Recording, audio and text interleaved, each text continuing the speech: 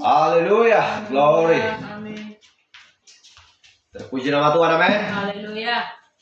Kita dengan senang hati dan merendahkan diri dan datang ke hadirat Tuhan Amin. untuk menyembah Dia dengan segenap hati dan segenap jiwa. Amin. Kita serahkan segala tubuh roh dan jiwa kita ke dalam tangan Tuhan, dan hanya Dialah yang bisa memimpin dan menopang kita di setiap saat apa yang kita perlukan di dalam hidup kita. Yang kita perlukan di dalam hidup kita adalah firman. Amin. Dan semuanya adalah firman. Baik secara jasmani, secara rohani adalah firman. Haleluya. Di luar daripada itu maka Tuhan tidak akan membutuhkan. Dan itulah makanan jiwa kita, yang adalah firman-Nya di akhir zaman ini, untuk menetapkan kita selalu tegak dan selalu berbaris dan selalu berdiri sebagaimana laskar-laskar Kristus, yang dimana mereka selalu dengan iman mereka selalu memperjuangkan firman dan selalu duduk di atas batu karang yang teguh, sebagaimana Petrus yang duduk di atas batu karang, berdiri di atas batu karang, dan sehingga pewahyuan pun datang kepada dia. Amin. Haleluya. Tetapi ada suasana yang harus diubahkan, dan kita tahu nama-nama siapa yang diubahkan, nama mereka di dalam kitab suci ini. Petrus pun namanya diubah, dan Yakub pun namanya diubah, Abraham dan Sarah pun namanya diubah, Paulus pun namanya diubah. Jadi kita mengerti artinya pertukaran akan sesuatu dari antara gelap dan terang. Itulah sebabnya kita keluar daripada sistem kegelapan. Sebab nama-nama mereka tidak layak di dalam terang pada waktunya. Di dalam terang firman. Karena Yakub adalah seorang penipu. Jadi tidak ada seorang pun yang dapat datang ke hadirat Tuhan kalau dia masih seorang penipu. Haleluya. Tetapi yang jelas bahwa setiap manusia tidak akan berhak untuk mengubah sifat dan mengubah namanya selain daripada Tuhan. Haleluya. Tuhanlah yang mengubah nama mereka. Tuhanlah yang mengubah sikap mereka. Sehingga mereka semua sedang berbaris atau berada di hadapan Tuhan untuk Tuhan pimpin mereka ke dalam jalan yang benar. Haleluya. Itulah sebabnya tidak ada kebetulan di dalam hidup kita. Jadi kita tidak perlu bangga kepada sebagai seorang manusia, atau kita tidak perlu bangga kepada seorang yang lain bahwa kita adalah seorang pilihan mempelai wanita Kristus akhir zaman. Tetapi banggalah kita bahwa kita adalah pilihan Tuhan. Amin. Haleluya. Banggalah kita menjadi mempelai wanita Kristus, karena nama kita sudah tertulis dalam kitab Anak Domba sebelum dasar dunia ada. Haleluya. Dari mana kita tahu bahwa nama kita sudah tertulis? Sesuaikanlah perilakumu, perbuatanmu.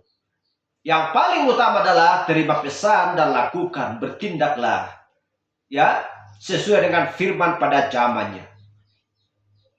Haleluya. Dan karena tidak ada artinya mendengar, menerima kalau tidak ada tindakan. Haleluya. Itulah membuat Israel sampai ke tanah perjanjian, Kaleb dan Yosua, dan juga orang-orang yang sudah terdahulu, di mana juga seorang Nuh dan juga anak-anaknya yang taat kepada Tuhan, yang masuk dalam bahtera. Tuhan menentukan mereka dan memilih mereka secara nyata dari jutaan orang. Haleluya. Sekalipun mereka melakukan hal-hal yang salah, setelah mereka keluar dari bahtera, tetapi yang jelas bahwa mereka adalah di dalam kitab, mereka adalah pilihan Tuhan. Haleluya. Daud adalah pilihan Tuhan. Salomo adalah pilihan Tuhan. Masalah gadis bodoh juga pilihan Tuhan. Kalau mereka tidak pilihan Tuhan, maka mereka tidak akan diberikan tidak akan memakai jubah putih setelah tribulasi berlangsung. Amin. Haleluya. Penyucian ada bagi mereka. Mereka adalah gadis sama seperti kita. Itulah kasihnya Tuhan bagi manusia yang sudah ditentukan menjadi miliknya. Haleluya, karena dia selalu mencari-cari sebagaimana domba yang satu itu hilang dari antara 100, ya, hilang satu menjadi 99. Sehingga Yesus pun mencari. Kemana dia cari? Dengan cara bagaimana Yesus mencari? Dengan melalui seorang manusia, melalui seorang perempuan, di mana seorang perempuan Maria mengandung dari Roh Kudus, sehingga dia turun ke bumi menjadi daging untuk mencari domba yang hilang itu. Karena domba yang hilang itu tidak ada di surga, domba yang hilang itu ada di bumi ini. Haleluya. Jadi Yesus harus menjadi daging untuk mencari domba yang sedang berada sementara waktu di muka bumi, dan akan dipulihkan segala sesuatu apa yang sudah hilang, apa yang sudah rusak, ya, harus dipulihkan kembali. Karena semuanya itu adalah milik Tuhan dan kembali kepadanya. Baik, kita akan membahas, kita buka Alkitab kita dan langsung saja sudah sesuai dengan waktu. Kita akan akhir materai ke-7 ini. Amin. Haleluya.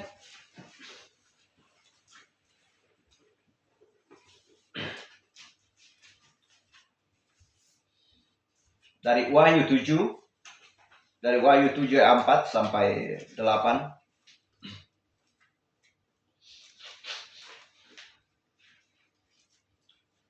Dan aku mendengar jumlah mereka yang dimateraikan itu 144.000 yang telah dimateraikan dari semua suku keturunan Israel.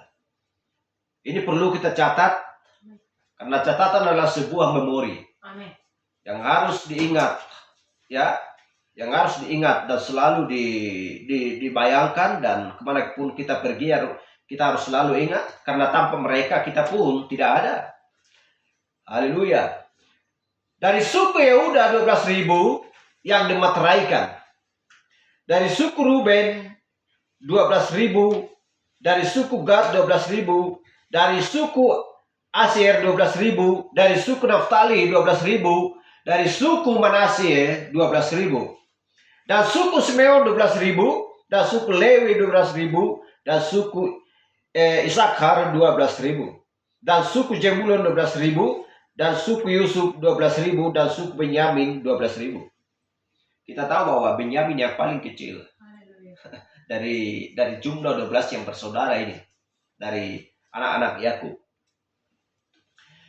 Kalau kita melihat orang-orang ini yang 12 orang ini dimateraikan dari pewaris mereka, dari keturunan mereka.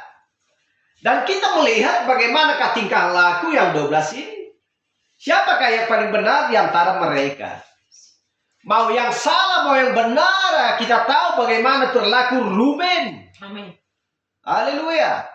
Kita tahu bagaimana perilaku Yehuda. Tetapi kita melihat dengan pasti di sini, ya, bahwa setiap dari mereka masing-masing harus ada dimateraikan 12.000. Dan kita melihat siapakah sebenarnya Yusuf dan Benyamin. Dibandingkan perbuatan-perbuatan dari saudara-saudaranya, di mana Yusuf ini dijual ke Mesir. Tetapi Tuhan tidak memandang itu. Tuhan memberikan kasih karunia. Tuhan mengampuni kesalahan dan dosa mereka untuk mengenakan firman. Sebagaimana Allah berkata, sekalipun dosa mereka merah seperti kermiji, Tuhan akan putihkan seperti salju.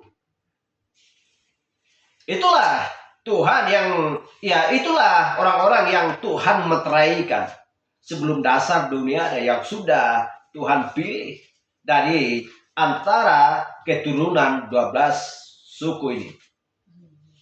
Haleluya. Jadi selalu berbicara meterai. Kalau dikatakan meterai, hanya satu yang memiliki meterai, itu hanya Tuhan. Yang membuka meterai itu pun hanya satu, yaitu Tuhan. Karena manusia tidak akan bisa membuka meterai dan memiliki meterai tersebut. Karena di dalam meterai itu, ya, yang sudah dibungkus seperti kitab yang dimeteraikan, tidak ada seorang pun yang bisa membuka itu selain daripada anak domba. Kalau berbicara meterai berarti ada sebuah rahasia yang tidak boleh diketahui oleh siapapun, sekalipun itu malaikat, sekalipun itu nabi dan rasul. Dan kita melihat bagaimana tentang Yohanes bersedih dan menangis karena tidak ada seorang pun dari antara mereka yang layak membuka selain daripada anak domba, yaitu singa dari suku Yehuda. Dan setelah dia membuka dan memberikan pesan, memberitahukan apa isi meterai itu kepada seorang utusan, yaitu malaikat yang ketujuh. Wahyu 10 ayat 1, Malaki 4 ayat 5 dan 6. Haleluya. Dan di manakah posisi mereka? Posisi mereka tepat berada di yaitu akhir zaman Laodikia. Gereja yang terakhir. Di sana semua disingkapkan masalah misteri yang dulunya terselubung, dibukakan bagi zaman Laodikia yang suam-suam kuku, untuk supaya mereka yang ada di dalam Laodikia semua memisahkan diri, karena di sana terdapat mempelai wanita yang setia kepada Tuhan. Dan juga dari bagian bangsa Israel, yaitu dari materai kelima ke enam. Kalau materai ketujuh tentang berbicara Matius 24 ayat 36. Tetapi tentang hari itu tidak seorang pun yang tahu, malaikat di surga tidak, anak pun tidak, hanya Bapa sendiri. Kalau dia menuliskan, memberitahukan tentang kedatangan Kristus, maka setan akan bekerja keras untuk memberitahukan dan menggagalkan manusia, merusak manusia, untuk supaya semakin menjauh dari Tuhan. Haleluya. Itulah sebabnya malaikat tidak, anak pun tidak. Itu dimaksudkan untuk supaya rahasia itu tidak diketahui oleh setan. Silakan duduk. Haleluya. Jadi itulah sebabnya hanya Allah yang memiliki meterai. Hanya Dia yang berhak membuka meterai tersebut. Karena manusia tidak bisa menjamin keselamatan manusia. Hanya Tuhan yang bisa menjamin keselamatan manusia. Kita mengingat bagaimana tentang seperti sebuah kontainer yang sudah dimeteraikan oleh inspektur, dan barang itu sudah dijamin sampai ke tujuan. Bagaimanapun jalan itu, bagaimanapun kencangnya kecepatan kereta api itu, ya, tetapi barang yang sudah ada disusun dengan rapi di dalam kontainer itu sudah dijamin keselamatannya. Haleluya. Kalau tidak dijamin, kalau tidak dicek oleh inspektur, maka itu tidak akan disegel. Jadi maksudkan. Jadi kita sudah dijamin keselamatan kita sampai pada hari kedatangan Kristus yang kedua. Dan tidak ada seorang pun yang bisa menyentuh dari muka bumi. Setan, siapapun orangnya, tidak akan bisa menyentuh kita. Karena kita sudah menjadi milik seorang inspektur, yaitu Kristus. Haleluya. Jadi kita melihat ke-12 suku ini yang sudah dimeteraikan. Tetapi kapankah mereka ini tampil? Ya, kapankah mereka tampil? Mereka tampil saatnya tiba kedatangan Kristus yang kedua. Dan turunlah kedua saksi, yaitu Wahyu 11, Elia dan Musa. Ketika mereka tampil di muka bumi, ya, masa tribulasi berlangsung. Di sanalah pemurnian bagi 5 gadis bodoh. Nanti kita baca ya. Kita lanjutkan di Kejadian 15 ya, 13, 14 dan 13 14. Firman Tuhan kepada Abraham, ketahuilah dengan sesungguhnya bahwa keturunanmu akan menjadi seorang asing di dalam suatu negeri, yaitu yang dimaksudkan di Mesir, yang bukan kepunyaan mereka, dan bahwa mereka akan diperbudak dan dianiaya 400 tahun lamanya. Kenapa mereka bisa diperbudak selama 400 tahun? Dan tidak ada seorang pun yang tampil di sana, seorang nabi untuk memberitahukan segala sesuatu kepada mereka semua tentang rahasia bahwa mereka ada di sana selama 400 tahun untuk diperbudak oleh Mesir. Karena Musa dilahirkan di sana, jauh sebelum Musa lahir. Yang pertama masuk ke Mesir adalah Yusuf. Selama 400 tahun dari Yusuf sampai kepulangan mereka dari Mesir, sebelum Musa lahir. Kita melihat selama 400 tahun itu, tiba waktunya nanti bagi zaman Laodikia. Turunnya kitab itu. Turunnya materai dan 7 zaman gereja. Untuk supaya diketahui oleh umat. Untuk supaya diketahui oleh bangsa kafir yang sudah dipilih dan sudah ditentukan. Tibalah saatnya lahir bagi seorang Musa, zaman Laodikia. Tibalah saatnya bagi seorang nabi bagi zaman Laodikia. Haleluya. Apakah kita dapat mengerti? Haleluya. Jadi selama sebelum tiba saatnya 400 tahun genap, bahwa Musa belum lahir. Tetapi setelah itu tiba saatnya sesuai dengan firman Tuhan, Kejadian 15 ayat 13, lahirlah seorang Musa. Karena sudah tiba saatnya tiba pembebasan. Keluarlah bangsa Israel dari Mesir dan sampai ke tanah perjanjian. Bukankah Tuhan mengizinkan mereka selama 400 tahun di sana? Tuhan mengizinkan mereka. Seperti itulah perjalanan zaman gereja, seolah-olah bahwa berakhirlah dunia ini zaman Efesus, berakhirlah dunia ini zaman Smyrna, berakhirlah dunia ini Pergamus, Tiatira, Sardis, Philadelphia, bagi orang-orang yang tidak memiliki pewahyuan di akhir zaman ini. Kalau memang berakhir dan Tuhan datang kedua kalinya di zaman Tiatira, maka Sardis, Philadelphia, Laodikia tidak akan tampil. Haleluya. Tetapi mereka bertahan terus dengan pengajaran dan tidak menerima pengajaran John Wesley tahun 1750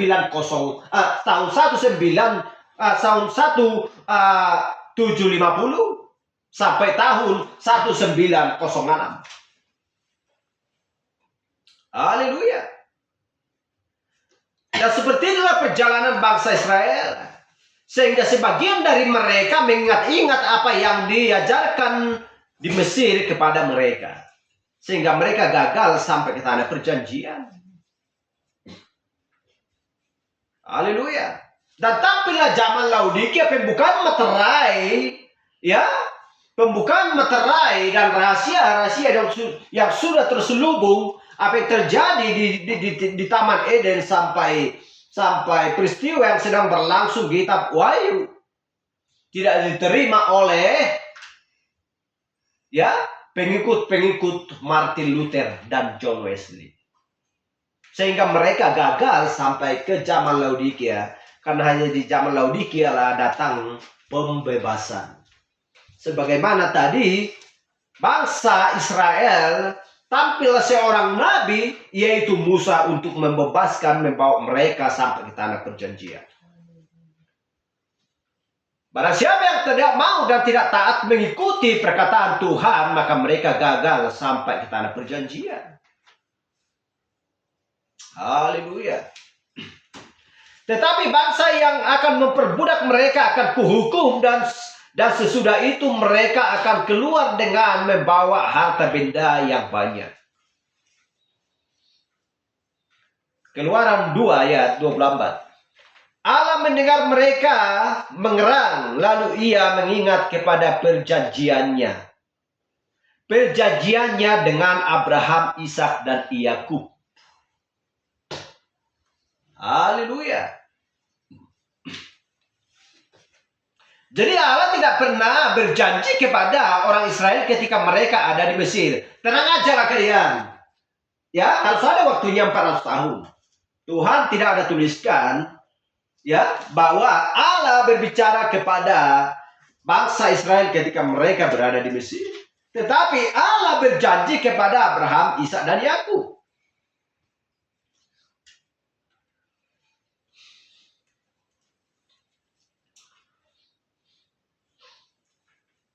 Jadi kalau Allah sudah berjanji, kita melihat Allah sudah berjanji di zaman itu, Allah juga akan berjanji di zaman Laodikia ini. Dan tidak ada bedanya. Ya. Karena sejarah akan mengulangi dirinya sendiri. Keluaran 6 ayat 5. Tetapi aku sudah mendengar juga orang Israel yang telah diperbudak oleh orang Mesir. Dan aku ingat kepada perjanjianku. Kita lihat lagi di Ulangan 29 ya 16 sampai 19. Sebab kamu ini tahu bagaimana kita diam di tanah Mesir dan bagaimana kita berjalan dari tengah-tengah segala bangsa yang negerinya kamu lalui. Dan kamu sudah melihat dewa kekejian dan berhala mereka, yakni kayu dan batu, emas dan perak itu yang ada terdapat pada mereka. Sebab itu janganlah di antaramu laki-laki atau perempuan, kaum, keluarga atau suku yang hatinya pada hari ini berpaling meninggalkan Tuhan Allah kita untuk pergi berbakti kepada Allah bangsa-bangsa itu. Janganlah di antaramu ada akan yang menghasilkan racun atau ibu. Tetapi apabila seseorang pada waktu mendengar perkataan sumpah serapah ini, menyangka dirinya tetap diberkati dengan berkata, aku akan selamat walaupun aku berlaku degil. Dengan demikian dilenyapkannya baik tanah yang kegenangan maupun kekeringan. Itulah sebabnya dituliskan tadi ya, yang di Wahyu 7 ayat 7 dan 8. Dari suku ke-12 menjadi 144.000. Yang sudah dipilih dan sudah ditentukan. Karena mereka sudah menjadi sebagian penyembah-penyembah berhala. Mendirikan, membuat patung tempahan dari emas dan dari batu dan dari pohon dan lain sebagainya untuk mereka sembah. Mereka sudah menjadi jauh dari Tuhan. Haleluya.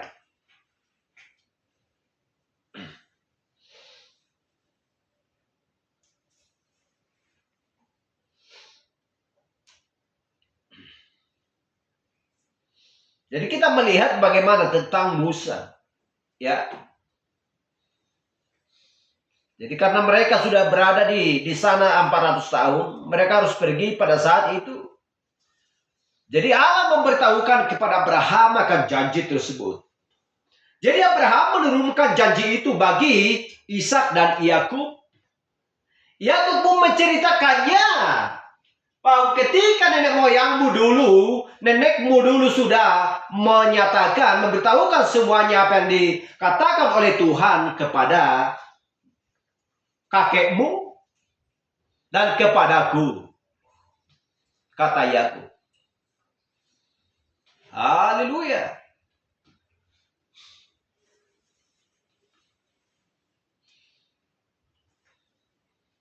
Jadi Tuhan harus memisahkan dan ada waktunya yang sudah ditentukan Tuhan.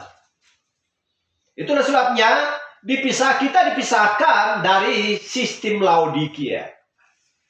Masuk ke dalam terang di waktu senja.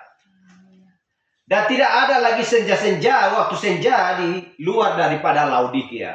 Itulah yang tidak dipahami oleh manusia yang sedang berada di muka bumi pada hari ini. Mereka tidak mengerti bahwa mereka di zaman mana yang hidup. Dan mereka tidak tahu bahwa apakah ada terang di waktu senja. Tetapi mereka mengerti dan memahami dan tahu bahwa ini adalah kejaman. Semua manusia yang ada di muka bumi, ini adalah akhir zaman. Kalau ini akhir zaman, lantas apa yang harus mereka perbuat dan harus mereka lakukan untuk supaya mereka luput sebagaimana orang-orang Israel dulu luput daripada kematian atau dari maut. Tuhan selalu membuat sebuah jalan. Kalau Tuhan membuat sebuah jalan keluputan daripada kematian berpindah kepada hidup, maka mereka akan melihat, mendengar, dan bertindak segera untuk supaya mereka tidak mati di dalam dosa. Haleluya. Dan tidak tahu bahwa sudah seberapa jauh bumi ini berjalan, berputar. Ya. Sudah seberapa jauh manusia ini berjalan dari sejak dulu sampai hari ini. Gitu-gitu aja, nggak ada perubahan. Bahkan merosot. Keagamaan sekarang yang dinamakan Kristen merosot. Dari pembawaan Martin Luther di zaman dulu tahun 1520 sampai 1720, pembawaan Martin Luther makin merosot. Dulu ketika Martin Luther ada di bumi, ya, ketika dia masih hidup, gak diizinkan seorang pun perempuan yang memakai, ya, celana, nggak boleh. Harus memakai rok panjang. Karena sedemikianlah selayaknya perempuan. Haleluya. Dan merosot, semakin merosot sampai hari ini. Jauh keluar dari jalur itu. Kalau memang demikian, apakah mereka memahami dan mengerti bahwa zaman ini adalah zamannya keluar daripada kegelapan? Sistem-sistem buatan manusia, mereka tidak memahami dan mengerti akan hal itu karena mereka tidak mengerti tentang ketujuh zaman gereja dan ketujuh materai. Haleluya. Jadi siapa yang memahami adalah Abraham, Ishak, Yakub dan juga keturunannya yang sudah ditentukan Tuhan. Siapa lagi adalah dari bangsa kafir yang sudah ditentukan Tuhan, yang sudah dipilih untuk melakukan firman-Nya. Kita lihat di Ulangan 29 ayat 20. Maka Tuhan tidak akan mau mengampuni orang itu, tetapi murka dan cemburu Tuhan akan menyala atasnya pada waktu itu. Segenap sumpah serapah yang tertulis dalam kitab ini akan menghinggapi dia. Dan Tuhan akan menghapuskan namanya dari kolong langit. Ayat 21. Tuhan akan memisahkan orang itu dari segala suku Israel supaya dia mendapat celaka sesuai dengan segala sumpah serapah perjanjian yang tertulis dalam kitab hukum Taurat ini. Ya. Nama mereka akan dihapuskan dari kolong langit. Haleluya. Kita melihat ini. Dan tidak ada perubahan secara Tuhan dari dulu sampai akhir zaman ini. Masalah menghapuskan nama-nama manusia dari dalam kitabnya. Haleluya. Wahyu 22 ya 18-19 menyatakan. Tetapi orang tidak akan memahami dan mengerti apabila mereka tidak mau masuk ke dalam terang waktu senja. Kalau mereka tidak mau menerima, menghidupi pesan di akhir zaman ini. Haleluya.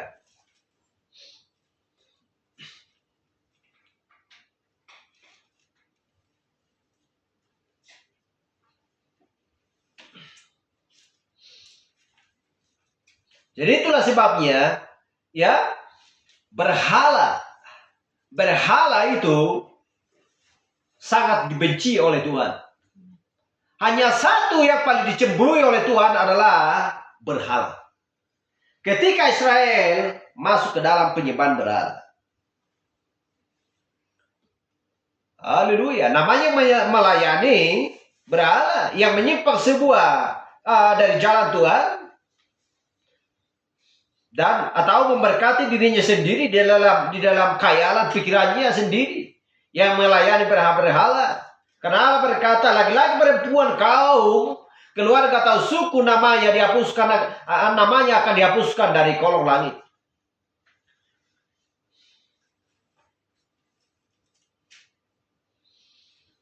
Satu Raja-Raja 12 ayat 25. Kemudian Yerobeam memperkuat Sikem di pegunungan Efraim, lalu diam di sana. Ia keluar dari sana lalu memperkuat Penuel.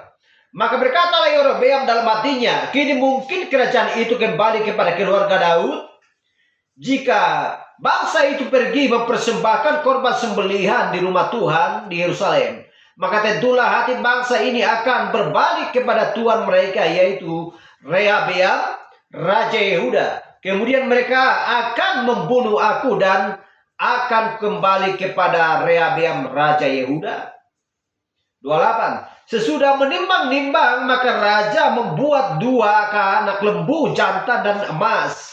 Dan ia berkata kepada mereka, sudah cukup lamanya kamu pergi ke Yerusalem, hai Israel. Lihatlah kamu pergi ke Yerusalem.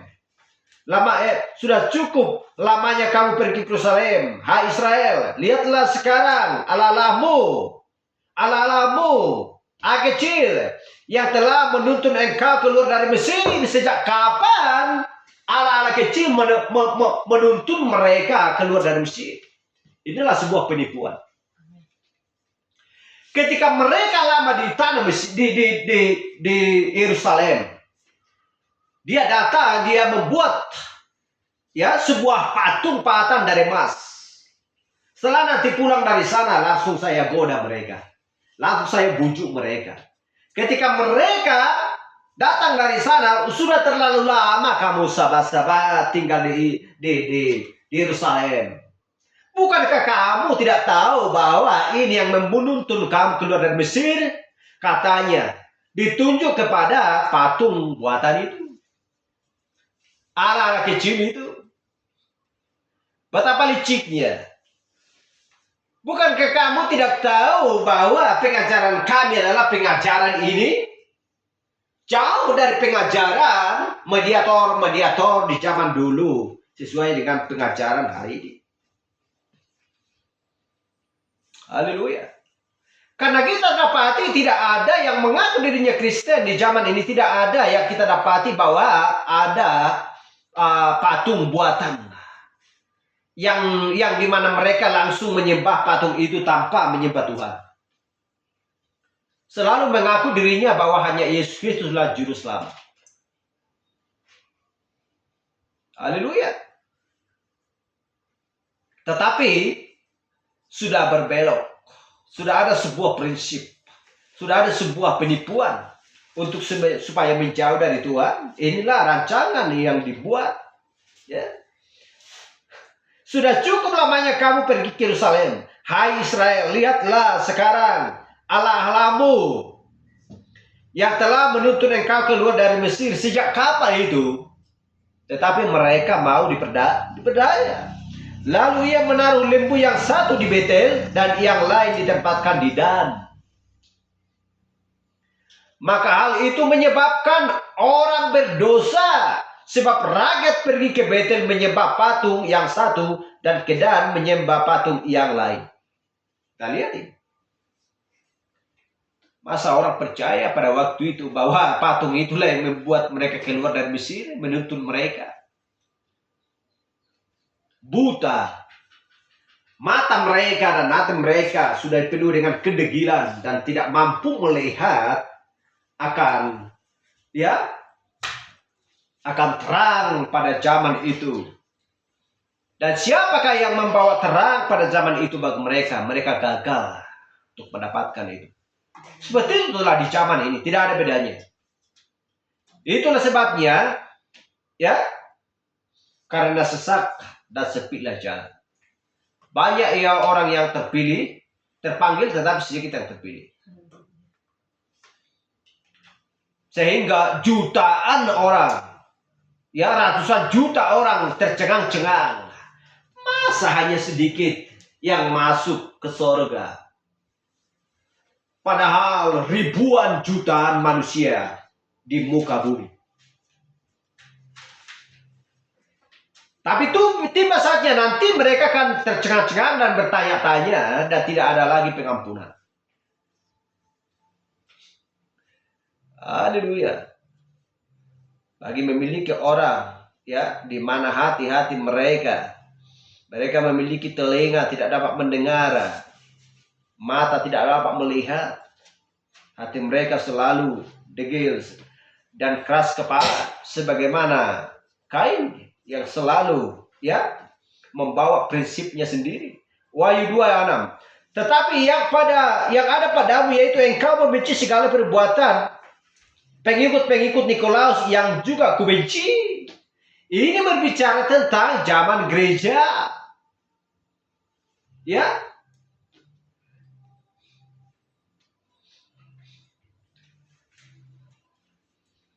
Kita lihat ya 15 juga. Demikian juga ada padamu orang-orang yang berpegang kepada ajaran pengikut Nikolaus.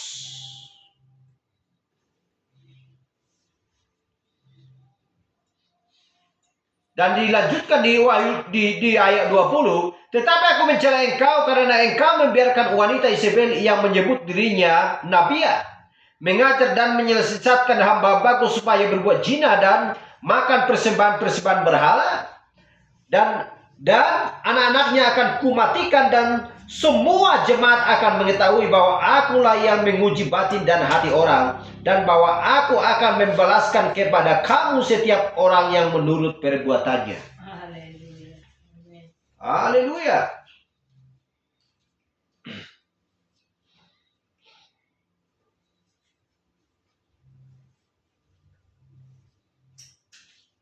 Ini berbicara tentang tujuan gereja. Seolah-olah mereka benar, padahal tidak.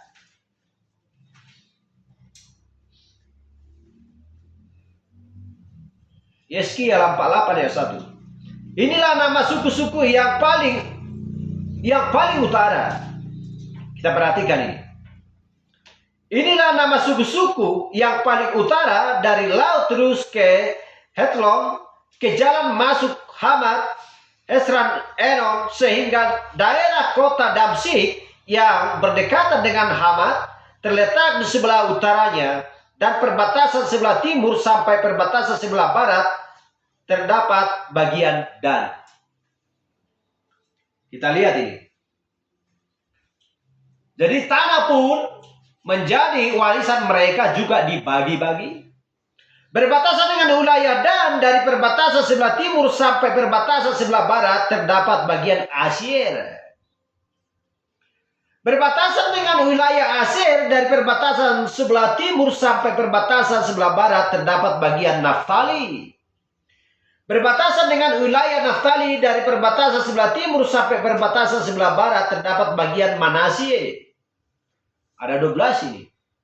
Berbatasan dengan wilayah Manasye, dari perbatasan sebelah timur sampai perbatasan sebelah barat terdapat bagian Efraim. Berbatasan dengan wilayah Efraim, dan perbatasan sebelah timur sampai perbatasan sebelah barat terdapat bagian Ruben. Berbatasan dengan wilayah Ruben, dari perbatasan sebelah timur sampai perbatasan sebelah barat terdapat bagian Yehuda. Mengenai suku-suku yang lain, dari perbatasan sebelah timur sampai perbatasan sebelah barat terdapat bagian Benyamin. Berbatasan dengan wilayah Benyamin, dari perbatasan sebelah timur sampai perbatasan sebelah barat terdapat bagian Simeon. Berbatasan dengan wilayah Simeon, dari perbatasan sebelah timur sampai perbatasan sebelah barat terdapat bagian Isakar. Berbatasan dengan wilayah Isakar, dari perbatasan sebelah timur sampai perbatasan sebelah barat terdapat bagian Jebulon. Berbatasan dengan wilayah Jebulon, dari perbatasan sebelah timur sampai perbatasan sebelah barat terdapat bagian Gad. Perbatasan wilayah di sebelah selatan ialah dari Tamar sampai mata air Mariba dekat Kades, terus ke sungai Mesir, terus ke laut besar. Inilah negeri yang harus kamu bagi-bagikan menjadi milik pusakamu di antara suku-suku Israel. Dan itulah bagian-bagian mereka. Demikianlah firman Tuhan. Amin. Maukah Tuhan ya memeteraikan seseorang yang sudah menentukan tanpa ada tempat mereka? Itulah sebabnya Tuhan memisahkan dari Paulus sampai Tranha, dari Efesus sampai Laodikia, dan tidak satu zaman, berbeda juga suku, tetapi selalu ada pilihan dari ketujuh zaman gereja ini. Ada ya orang-orang yang sudah ditentukan, yang sudah dimeteraikan dari Efesus sampai Laodikia. Hal yang sama juga ke-12 suku ini. Kita bayangkan setelah mereka berpisah dari Yakub, mereka berbeda suku, berbeda tempat. Tetapi ketika mereka masih menyatu di depannya Yakub, mereka hanya satu bahasa, satu wilayah, satu tanah. Tetapi setelah mereka sudah berpisah dari hadapan Yakub, mereka berbeda suku. Itulah sebabnya disebut 12 suku. Berbeda juga bahasa. Kemanakah mereka ini semua ini? Yang 12 ini. Siapakah keturunan mereka sampai hari ini? Haleluya. Tidak ada seorang pun yang tahu. Apakah keturunan dari Lewi menjadi ada sekarang tinggal di Indonesia atau di India atau di mana-mana? Apakah ada seorang dari keturunan dia sudah kawin dan kepada suku yang lain? Tetapi intinya adalah bahwa Tuhan dimanapun mereka tinggal, Tuhan sudah menteraikan bahwa mereka tidak akan hilang dari hadapan Tuhan. Haleluya. Itulah intinya. Haleluya. Jadi tidak ada kebetulan. Sekalipun berbeda suku, berbeda wilayah, kalau Tuhan sudah tentukan. Itulah sebabnya domba-dombaku mendengar suaraku. Tuhan sudah tentukan. Tuhan sudah memilih. Dan siapapun orangnya akan selalu ikut kepada Tuhan. Haleluya. Jadi kita melihat tentang hal ini. Ini yang jelas juga ini akan sudah hilang dari pikiran otak manusia di zaman ini. Tidak mengerti dan tidak memahami akan Yeskiel 48, 25 sampai 29 ini. Apa yang dimaksudkan oleh Tuhan? Haleluya.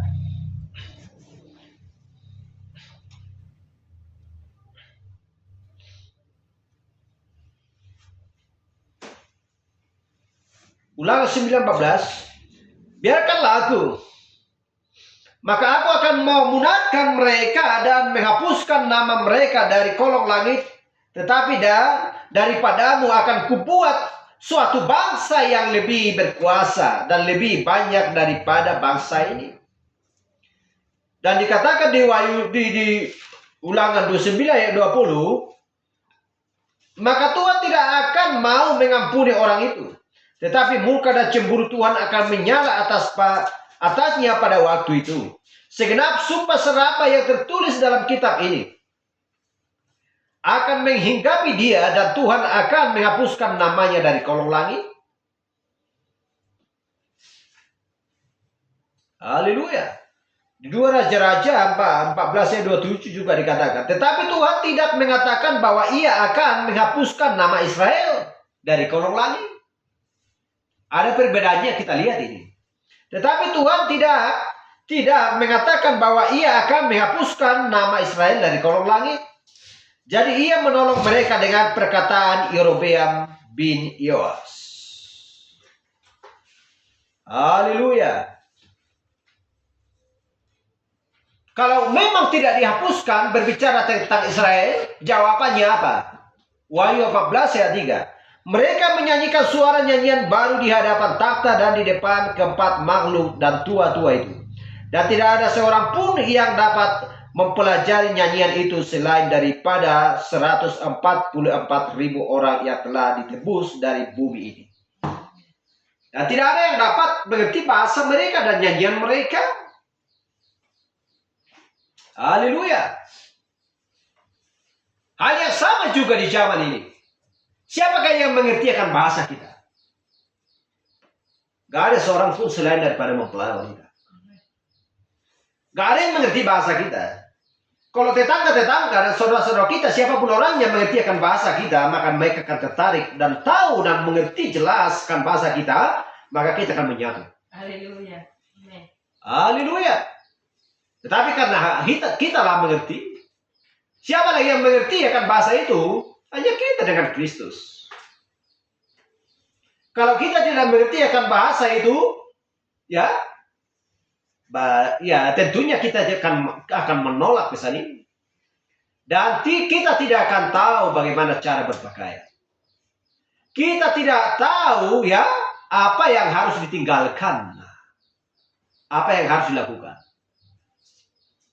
Tidak perlu dipilih-pilih. Kalau di luar mempelai wanita tidak perlu dipilih-pilih. Semua masuk. Apa yang dimasukkan? Mau orang mabuk masuk. Mau orang penjudi masuk. Mau apapun pencuri, ya, tukang apapun. Ya, pecandu narkoba, sabu-sabu apapun itu, ganja masuk. Yang perlu apa? Uang. Haleluya. Itulah orang-orang yang seperti itulah yang tidak dapat mengerti dengan bahasa kita. Haleluya. Glory. Siapa yang mengerti bahasa Tuhan? Bahasa Allah. Hanya Nabi dan Rasul. Haleluya.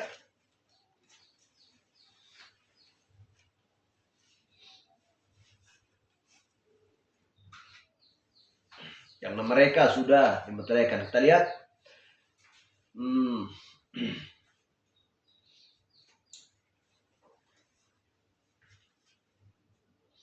Kejadian 25:33. Kata Yakub, bersumpahlah dahulu kepadaku, maka bersumpahlah ia kepada Yakub dan dijualnya lah hak kesulungannya kepadanya. Tadi sudah kita singgung ini. Ya. Itulah kesalahan Yakub. Dia ya sering kadang-kadang dia menipu, melakukan politik. Itulah sebabnya Tuhan harus diubah namanya dari Yakub menjadi Israel. Kejadian 32 ayat 28, lalu kata orang itu, namamu tidak akan disebutkan lagi Yakub, tetapi Israel. Sebab engkau telah bergumul melawan Allah dan manusia dan engkau menang. Harus ada sebuah pergumulan, harus ada sebuah perjuangan. Seperti petarung yang naik ring seorang petinju.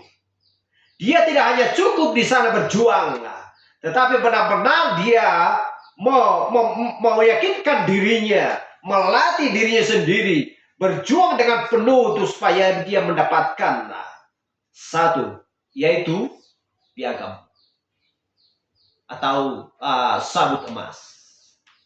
Ya, haleluya. Itulah sebabnya dia sangat bergumul. Ya, sampai pada hari menyingsing dia tidak melepaskan sebelum dia mendapatkan berkat dari Tuhan.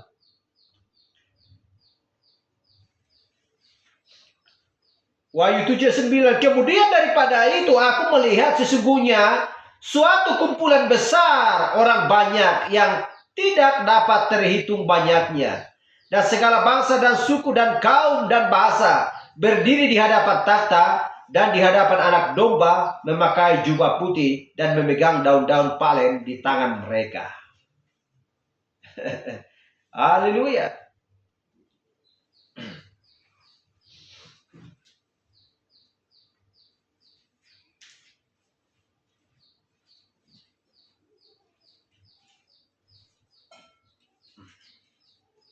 Dan kita sudah memperhatikan tadi 144.000 orang itu sesudah pemurnian Israel, ya. Kita lihat tadi di Wahyu itu orang-orang yang sudah dimeteraikan itu, ya, sesudah pemurnian Israel. Dan disinilah juga tampil gadis yang tertidur, yang telah dimurnikan, tampil dengan menggunakan jubah putih. Haleluya. Itulah Wahyu berapa tadi? Wahyu 7 ayat 9. Kemudian daripada itu aku melihat sesungguhnya suatu kumpulan besar orang banyak yang tidak dapat terhitung banyaknya, dari segala bangsa, dari suku dan kaum dan bahasa, berdiri di hadapan takhta dan di hadapan anak domba, memakai jubah putih dan memegang daun-daun palen di tangan mereka. Kita lihat. Sehingga gadis bodoh pun, ya, yang gadis 5 yang tertidur itu akan tampil dan mengenakan jubah-jubah putih. Jadi itulah persis seperti Yakub pada masa kesukaran itu. Karena Yakub pada masa kesukaran itu dia telah melakukan kesalahan, tetapi dia menjalani masa pemurnian karena dia sudah bersalah terhadap saudaranya Esau. Jadi dia telah memperdaya untuk mengambil hak kesulungan, tetapi dia menjalani suatu pemurnian sebelum dia bisa mendapati namanya diubahkan dari Yakub menjadi Israel. Yang adalah sebuah perlambang dari aturan, perlambang Allah di zaman ini. Haleluya. Glory.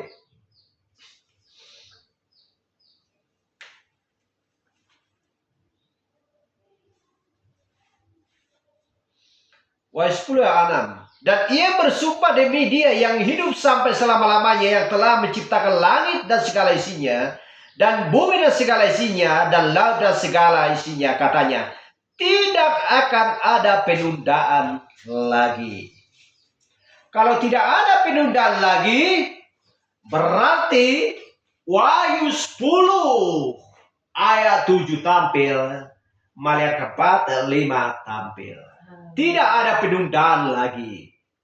Haleluya. Sudah saatnya Israel keluar dari Mesir, kembali ke tanah perjanjian. Sudah saatnya di zaman Laodikia ini, ya, tahun pembebasan telah tiba, dan kita akan sampai juga ke tanah perjanjian. Haleluya. Tidak ada penundaan lagi. Tidak ada lagi zaman gereja yang lain. Sudah saatnya akan perempuan tampil sebagaimana dengan firman Tuhan. Sudah saatnya laki-laki juga tampil sebagaimana juga firman Tuhan. Supaya menjadi anak-anak laki-laki dan anak-anak perempuannya Allah. Haleluya. Menolak dari jalan itu, maka Tuhan akan mencabut nama mereka, menghapuskan nama mereka dari kolong langit. Haleluya. Gak ada lagi penundaan.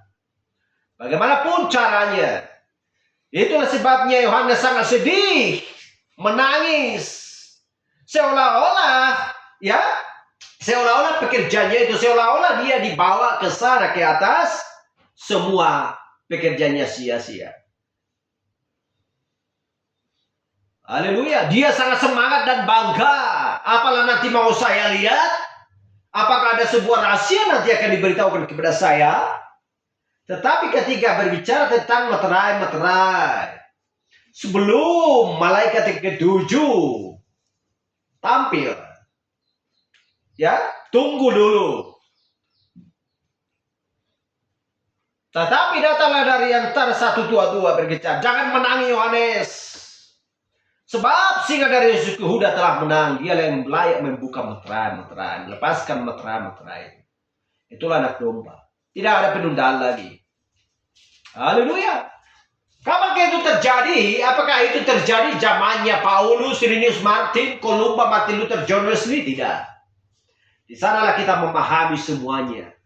Sehingga sampai 400 tahun bangsa Israel diperbudak di Mesir. Belum tiba saatnya keluar mereka dari sana. Tetapi ketika sangkakala berbunyi mereka dibebaskan dari sana, mereka memahami, ya. Dan siapa saja pengikutnya Musa, mereka memahami. Tetapi ada juga yang sebagian gagal di perjalanan. Itulah sebabnya Tuhan berkata, akan menerima upah sesuai dengan perbuatan masing-masing. Haleluya. Perempuan yang tertidur itu menerima upah sesuai dengan perbuatan mereka. Ya, mereka tidak memiliki Roh Kudus, tetapi benar-benar mereka sungguh juga gadis yang menantikan Tuhan. Jiwa dan hati mereka tidak ada yang mereka tunggu selain daripada Kristus. Itulah sebabnya Tuhan memurnikan mereka. Haleluya, glory. Kadang-kadang dalam hidup kita ini banyak suatu masalah, banyak keluhan, penyakit dan lain sebagainya, kemiskinan, ya. Tetapi hati dan pikiran selalu fokus kepada Tuhan. Haleluya. Jadi walaupun dari bagian mempelai wanita yang ada di muka bumi, sekalipun mereka gadis yang tertulis, karena ini berbicara tentang bangsa kafir. Gadis yang bijaksana dan gadis bodoh adalah berbicara bangsa kafir. Di luar dari 144.000. Haleluya. Adapun pesan yang kadang-kadang, wah Tuhan, gak ada ongkosku untuk beribadah, gimana nih Tuhan? Minggu depan aja lah kalau memang gak ada ongkos. Tetapi hatinya selalu tertuju pada Tuhan. Tuhanlah yang tahu semuanya itu. Yang jelas, setiap mempelai wanita yang tertidur akan diselamatkan Tuhan. Amin. Haleluya.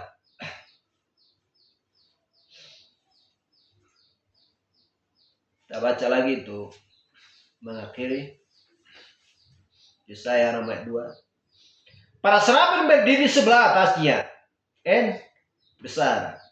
Para serafim berdiri di sebelah atasnya, masing-masing mempunyai 6 sayap.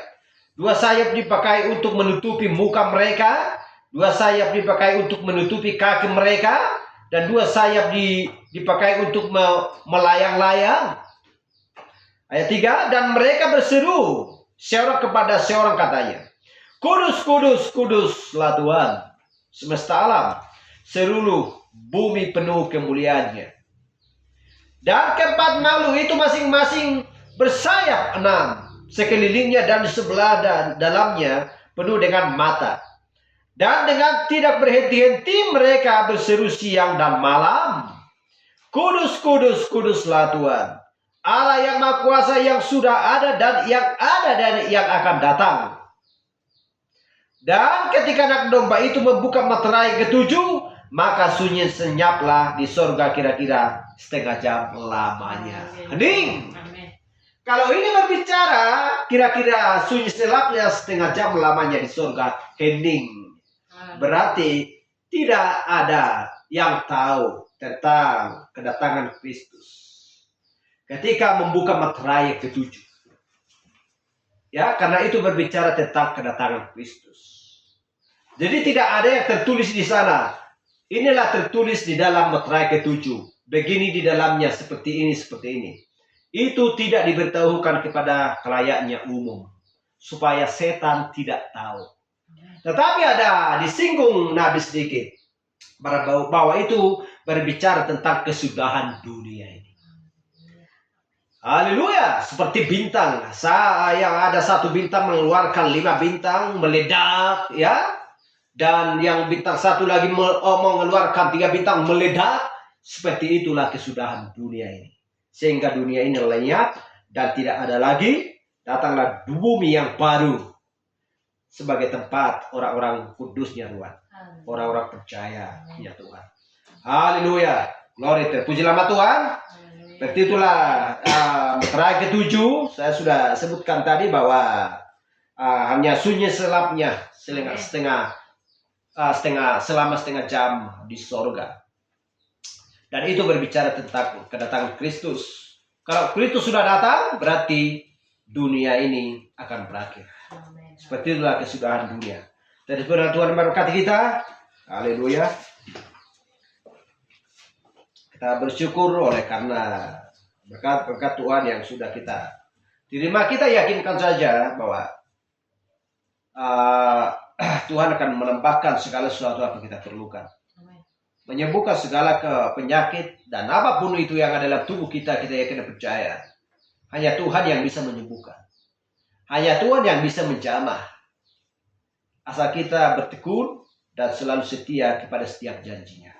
Untuk supaya tidak disebut seorang pengikat janji. Seperti orang-orang Israel ketika mereka di perjalanan mengikat janji. Dari awal kita akan sampai ke tanah perjanjian. Ya, tetapi tiba di tengah jalan seperti yang sudah kita baca tadi, sudah terlalu lama kamu tinggal di Yerusalem. Bukankah kamu tidak tahu bahwa Allah ini menuntun kamu keluar dari Mesir ditunjukkan kepada patung-patung berhala?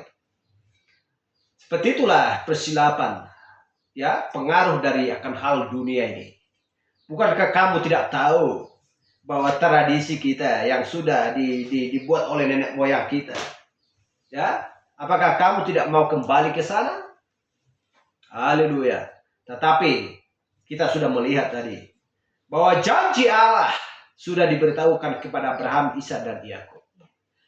Bahwa anak-anak dari Yakub akan dimeteraikan 144.000. 12 dari satu suku.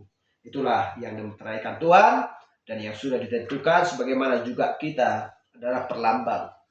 Bagaimana juga kita di akhir zaman ini adalah bagian dari perlambang perjanjian lama. Amin. Haleluya. Jadi puji nama Tuhan, kita angkat pujian untuk menutup ibadah kita.